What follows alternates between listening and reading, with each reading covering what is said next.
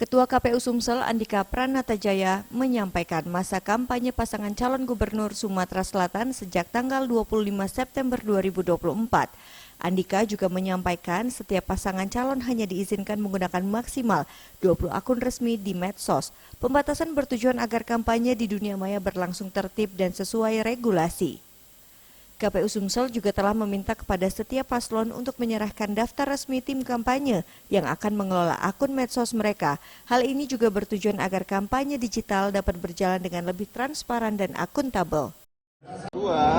Seluruh pasangan calon mulai hari ini terikat dengan seluruh aturan main, semua regulasi hukum terkait dengan pelaksanaan pemilihan gubernur dan wakil gubernur. Nah, tanggal 25 mereka mulai kampanye. Kampanye akbar itu silakan pasangan calon yang menjadwalkan.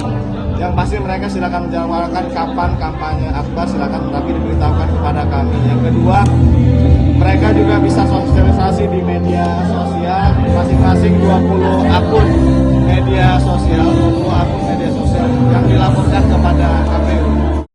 Tim Liputan Sriwijaya TV.